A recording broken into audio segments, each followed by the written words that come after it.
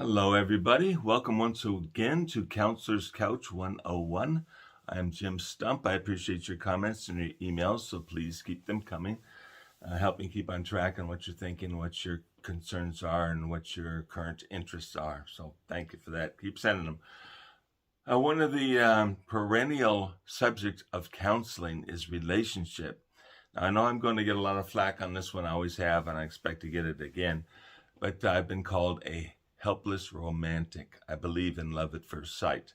Now, this is controversial, and people start saying woo-woo and the devil and all sorts of stuff. But I believe the human being, the human body, has a capacity to communicate over and above what we think of as normal communication.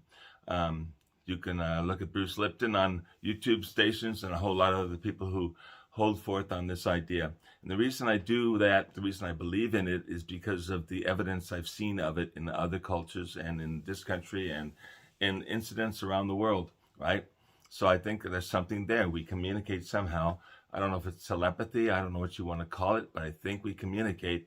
And I think that's what contributes to or lets us realize that connection of love at first sight. That's what I think. It's just a theory. I can't prove it. But the idea is that when we come across someone that we believe is our soulmate, our partner for life, and we recognize it instantly, we tend to address that person and go about that relationship much more slowly and delicately, and we don't want to spoil a thing. We want to be on our best behavior at all times. I know there's a problem with that. We'll discuss it some other time, but we try to be on our best behavior, and we try to put our best foot forward while showing who we really are, because we know if we put on a false front, eventually it will collapse and that relationship will be over. So we want to be ourselves, but be the best side of ourselves, so the person gets to know who and what we are. What I come across often in counseling sessions with folks who are looking for partners, both male and female, is lists. They all have a list. Well, my soulmate has to be these things, has to be so tall, has to be so intelligent, has to be so educated, has to live so and so, and has to dress in a certain way, whether it be dress up or dress down, whether you like someone who's more sophisticated or more relaxed and easygoing, right? Has to have a certain hair color, has to have a certain income, has to have a certain background and all that. And I suspect that a love at first sight, that list goes out the window. It's just gone. It has nothing to do with the person that you're really hooked up with emotionally. And I think what we see in the other person, a lot of those things on the list are going to be there, but they're going to be the qualities of character more than the physical attributes of the person, where they live, what car they drive. I know one woman, she said she married her husband because he drove a cool car when they were kids, right? Sort of like Fonzie from Happy Days, right? He rode a motorcycle and women thought that was dangerous and exciting. So anyway, they get attracted to those things, and they find out later that the relationship doesn't last. Why does it not last? Because it wasn't formed on any sort of a concrete connection with the other person, right? It's not there. And along the way, in this particular conversation, I find folks trying to convince themselves that a certain person could be that partner for life. And indeed, it is possible that that certain person does turn out to be a partner for life. The question is whether or not that partner is a good match for you, and whether the two of you are going to be happy together. I've said this many, many, many times. She's a wonderful lady. He's a great guy. They just don't fit together. Nothing wrong with either one of them, right? Oftentimes people marry, have kids, and they can't be together. They break up. They become friends because they're good people. There's nothing wrong with them. It just wasn't a good match, right? So that love at first sight is about that match. And what has to match is something emotional and something of the quality of the person, right? Those things have to match up. The other things can be fixed, as they say. I know people argue about that, but a lot of things can be accommodated over time once we get to know somebody. I think the kind of partner who's love at first sight is the kind of partner that you want to spend a lifetime getting to know. And you think that you will never know that person completely. And that's great for you because you like it. You like the idea that you can continue to discover new things about this love that you have, right? So anyway, I talk to people all the time. And I think well, let me put it this way. Oftentimes I see people settle for something. They convince themselves that this is their partner for life and etc. because they want something. Most often people want a family. They want children, right? They want a partner to produce children with. And they convince themselves that this person is good enough. Why? Because he has a car and he has a job and, he dresses nice. None of that stuff matters, but that's what they see. They go for that on the ladies' side. On the men's side, it's probably, she agreed to marry me, something like that. I don't know that that's enough, right? It has to be that quality of character and the connection emotionally, I think, to make a good relationship last over time. A lot of folks have said that you can fall in love over time. You spend time together, you build a life together, you can fall in love. I believe that is possible, right? I think just about anything we can imagine about human behavior and connection and desirability and whatever can happen. Anything can happen, but how often does it happen on a percentage basis, right? I do hope that people who choose a partner based on superficial attributes do form good relationships. I like the idea of family and children and the basis, the building block of society. I like that idea, but we seem to be moving further and further and further away from it. The other day I was talking with someone and it just sort of occurred to me. I said, I wonder if Mother Nature, in her effort to cut down on the population of the planet, the total population of the planet, has stopped creating soulmates. Why? Because two people who are not soulmates tend to have fewer children together. They may have 2 children instead of 6. Maybe Mother Nature is doing that, and that's not why so many people are not finding partners, right? I don't know if you believe in Mother Nature or the universe or whatever, but there's something to play here in all of this. There's something beyond what meets the eye. And it's the reason people believe in certain philosophies and religions and so forth is to understand what is beyond the what we can see physically, right? And when we start thinking that way, we start thinking of our relationships in different ways too. We want that person who connects beyond the physical and the attributes that they have, the income, etc. If such a thing exists, Mother Nature or whoever the powers that be on the other side have decided that there are too many people on the planet, so we want people to have fewer children. Therefore, we're not connected as much, right?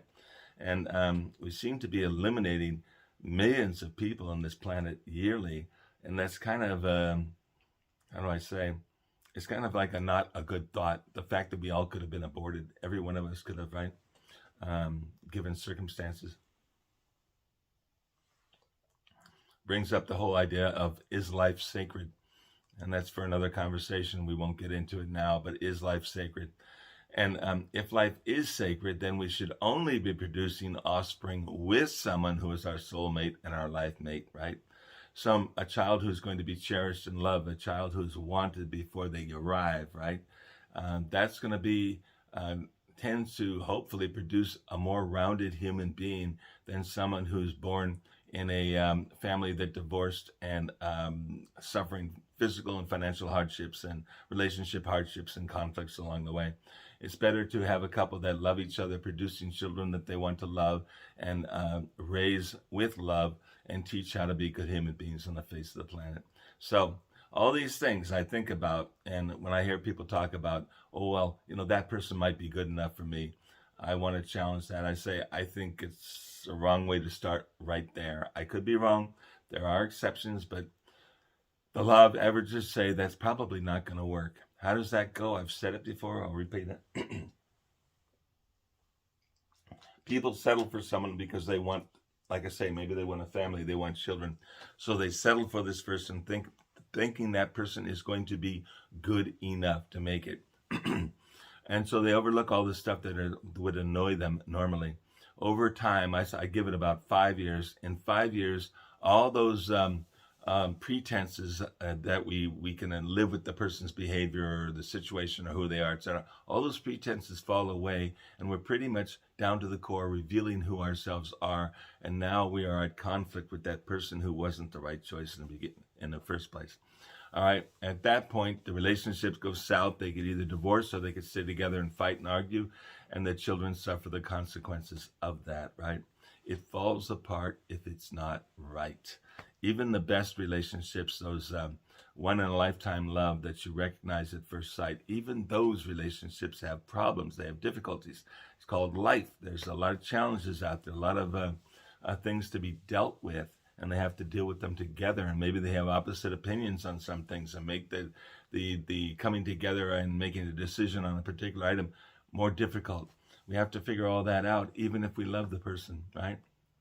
I once spoke to a fellow counselor, and she told me, she said, I'm really mad at my husband right now. She said, they've been married 20 years or so. And she said, I'm really mad at him right now, but I can tell you I love him more today than the day I married him, right? Now, that is a love that is bringing the people together. They were right. They never had a problem.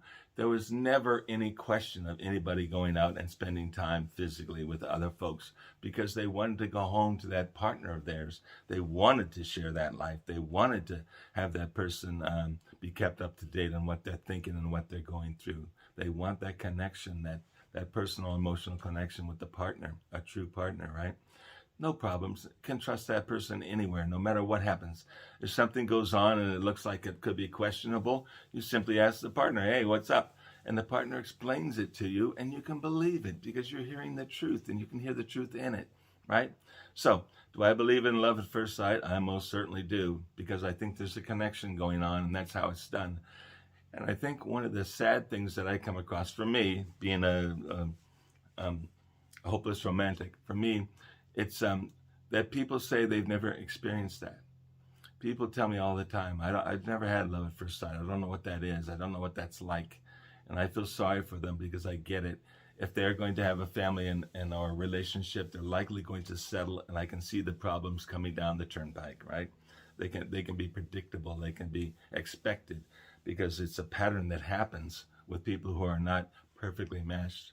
Even perfectly matched, you're going to have problems. But without having that good match, that good connection, the problems are going to be exacerbated, right?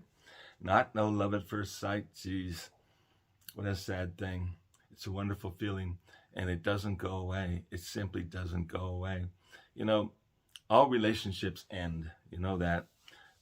Human beings are finite individuals. Therefore, all relationships end. And sometimes when things end because someone is taken away from us and all that, the love doesn't go away. It's still there. I've talked to people who said, I'd rather be alone remembering the person I love than to be with someone I don't love. I'd rather be alone with my love of the person who has been taken away. Now that is what I consider to be love at first sight. That I consider to be a soul partner, right? That's the one we're supposed to be with. And if we do that, we probably have fewer, but probably happier children. So go ahead, criticize me. You know how to do it. Put comments below. Send me emails to counselorscouch101@mail.com. counselorscouch101@mail.com. Tell me what you think. Tell me what you think about what would be the basis of a good relationship if you don't have love at first sight. Tell me what it's like when you had love at first sight and it didn't work out, if that's your experience. Share it all. I'd love to hear it. I learn more from you guys than you ever learned from me, and I like to share that knowledge out with other people. So we're helping one another by sharing our experiences in life and our suggestions, our thoughts, our comments, our observations. Please participate in it, and I wish you a very great weekend and a great week and all that. I thank you for stopping by. I look forward to talking with you next time. Have a blessed week.